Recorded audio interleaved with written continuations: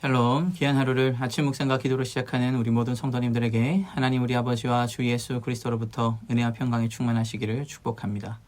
우리 오늘 함께 살펴볼 말씀 시편 52편 1절부터 5절까지의 말씀입니다. 우리 함께 읽겠습니다. 포악한 자여, 내가 어찌하여 악한 계획을 스스로 자랑하는가? 하나님의 인자하심은 항상 있도다.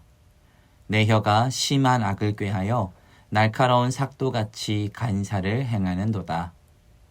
내가 선보다 악을 사랑하며 의를 말함보다 거짓을 사랑하는도다. 간사한 혀여, 너는 남을 해치는 모든 말을 좋아하는도다. 그런즉 하나님이 영원히 너를 멸하시며 너를 붙잡아 내 장막에서 뽑아내며 살아있는 땅에서 내 뿌리를 빼시리로다. 아멘. 오늘 시편 말씀을 살펴보면 다윗이 당시에 어떤 마음을 가지고 있었는지 잘 살펴볼 수가 있습니다. 당시 다윗의 마음은 엄청난 고난 속에서도 하나님의 인자하심을 놓지 않았음을 알 수 있었습니다. 그럼에도 불구하고 2절부터 나오는 이 말씀 기도들은 도액에 대한 비방과 욕설이 난무한 모습을 우리가 알 수 있는데 다윗은 왜 이런 기도를 하나님 앞에 했을까요?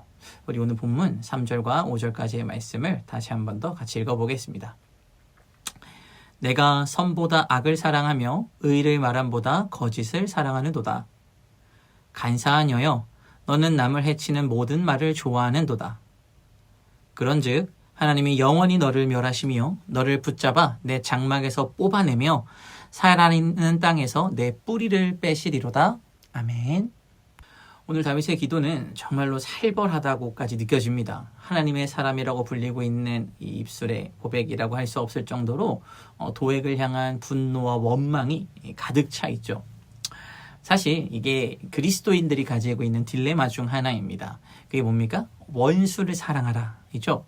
원수를 어떻게 사랑할 수 있겠습니까? 예수님 본인조차도 바리새인을 향해서 독사의 자식들 이렇게 표현하시지 않으셨습니까? 다윗 역시 하나님의 사람의 모습이라고는 찾아볼 수 없는 말들로 도액을 저주하고 있습니다. 네가 선보다 악을 사랑한다. 의를 말함보다 거짓을 사랑한다. 이거 지금 말로 바꾸면 어떤 기도문이 됩니까? 이렇게 됩니다. 하나님, 도액이라는 사람 선도 모르고 아주 악한 말들로 거짓말만 하는 사람입니다. 이 사람의 혀가 남을 해치는 말만 하고 있습니다. 이 사람으로 인해서 정말 많은 사람들이 죽게 됐습니다. 이제 이 사람을 하나님께서 죽여주십시오. 그 사람이 살아있는 그 땅에서 그 가족들을 멸해 주십시오. 지금 이런 기도를 다윗이 하나님 앞에 하고 있는 것이거든요. 하나님의 사람이라면 하나님, 이런 사람일지라도 그를 용서해 주십시오. 내가 그를 용서하고 사랑하겠습니다. 이런 기도가 먼저 나와야 하는 것 아니겠습니까? 우리가 이렇게 생각을 하고 신앙생활을 하다 보니까 우리 마음에 허황된 허용과 허망한 사랑만 남아있게 되는 것 같습니다. 오늘 이 다윗의 기도는 우리의 마음을 대변해주는 기도이기도 하지만 어쩌면 우리가 이러한 다윗의 신앙을 닮아야 하는 기도문일지도 모릅니다. 우리는 마음에 억울하고 슬픈 일이 있다면 우리는 이 사람을 향해서 마음을 쏟아내는 것이 아니라 하나님을 향해서 이 마음을 쏟아낼 수 있어야 하는 것입니다. 지금 다윗이 그렇게 하고 있는 것이죠. 사람에 대한 원망과 슬픔과 비난거리가 생겼을 때 그 사람을 향해서 고백하는 것이 아니라 어떻게 하고 있습니까? 하나님을 향해서 그 사람에 대한 저주를 하고 하나님을 향해서 그 사람에 대한 비방을 하고 하나님을 향해서 그 사람에게 원수를 갚을 것을 쏟아내고 있는 것입니다. 자, 1절 말씀에서 하나님의 인자하심을 구했던 다윗이 그 뒤에 이러한 기도를 하는 이유가 무엇입니까? 인자하신 하나님 앞에서 나의 마음을 쏟아내는 모습을 오늘 우리 가운데 보여주고 있는 것입니다. 고통의 문제가 찾아오고 고난의 문제가 찾아왔을 때에 우리는 우리의 연약함을 마주하게 됩니다. 그런데 그 연약함을 하나님 앞에 쏟아내지 않는 채 마음에 품은 채로 용서한다면 이거는 진정한 용서가 될 수 없고, 이러한 마음을 품은 채로 그를 사랑하겠다고 고백하면 이 사랑은 허황될 사랑이 되고 진정한 사랑이 되지 않는다는 것입니다. 나를 괴롭히고 힘들게 하는 사람이 있다면 우리는 가장 먼저 하나님을 찾는 믿음이 있어야 합니다. 그리고 하나님 앞에 그에 대해서 고백하는 겁니다. 하나님, 내가 그 사람 때문에 힘들고 어렵습니다. 그 사람을 내가 어떻게 해야 할지 모르겠습니다. 그가 하는 말들 때문에 내가 힘들고 그가 하는 행동 때문에 내가 힘들고 어렵습니다. 그 사람을 원망하고 싶고 비난하고 싶은 마음도 듭니다.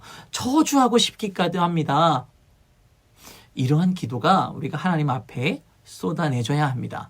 그래야 그 이후에 어떤 마음이 찾아오는 겁니다. 어떤 마음입니까? 그를 긍휼히 여겨달라는 마음을 하나님께서 우리한테 허락하시는 겁니다. 다윗의 이러한 고백이 한편으로는 우리 너무 부끄럽다고 여기 생각할 수도 있습니다. 하나님의 사람인 사람이 이러한 기도를 하는가라고 생각할 수도 있습니다. 근데 여러분, 다윗의 상황은 우리가 계속 살펴보지만 이런 기도를 안 할 수 있는 상황이 아닙니다. 만일 다윗이 하나님에게 이런 기도를 해내지 못했다면 다윗은 하나님의 사람으로 서지 못했을 수도 있습니다. 그리고 다윗의 이런 기도는 또 우리에게 어떤 희망이 됩니다. 하나님의 사람으로 인정받은 다윗조차 이러한 기도를 했다는 것은 언제든지 연약해질 수 있는 우리의 마음의 소망이 되는 것이죠. 아, 다윗도 이런 기도를 통해서 하나님 앞에 위로를 얻었구나 할 수 있는 겁니다. 사랑하는 성도 여러분, 나를 정말로 힘들게 하는 사람이 있습니까? 그렇다면 하나님 앞에 그에 대해 쏟아내십시오. 교회 안에 그런 사람이 있으십니까?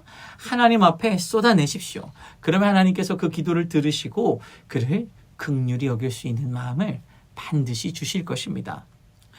우리는 우리의 연약함, 우리의 분노, 우리의 슬픔을 진심을 다해 하나님 앞에 쏟아내야 합니다. 사랑하는 성도 여러분, 정말로 진심을 다해 우리의 연약함, 우리의 분노, 우리의 슬픔을 하나님 앞에 쏟아내 보신 적이 있습니까?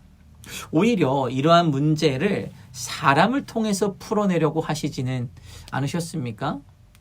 우리가 진정으로 하나님의 사람이라면 슬퍼하고 분내하는 문제를 사람을 통해서 풀어내거나 위로를 받는 것이 아니라 하나님께 풀어내고 하나님이 주시는 마음으로 그를 긍휼히 여기는 데까지 나아갈 수 있어야 합니다. 그래야 우리 안에 진정한 용서와 진정한 사랑이 생겨나는 것입니다.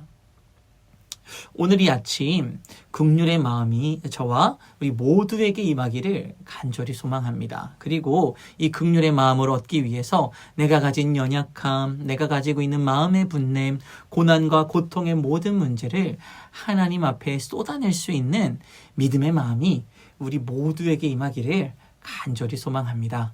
아멘. 우리 함께 기도하겠습니다. 사랑해 주님, 우리의 연약함을 주님 앞에 고백합니다.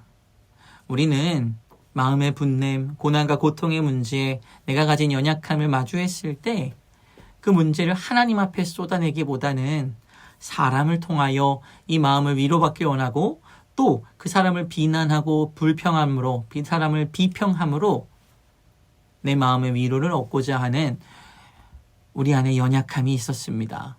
하나님, 이제는 내 마음의 아픔과 고난과 고통의 문제가 찾아왔을 때 사람을 찾아가는 것이 아니라 주님 앞에 먼저 그에 대한 고백을 하고 주님 앞에 나의 연약함과 나의 분냄과 고난과 고통의 문제를 주님 앞에 먼저 쏟아낼 수 있는 믿음을 오늘 아침 우리 가운데 허락하여 주시옵소서. 그리고 그때에 하나님께서 우리의 기도를 들으시고 우리 마음 가운데 긍휼함과 용서할 수 있는 믿음과 사랑할 수 있는 진정한 마음을 허락하여 주시기를 간절히 구하오니 하나님 우리 모두에게 주의 마음을 허락하여 주시옵소서.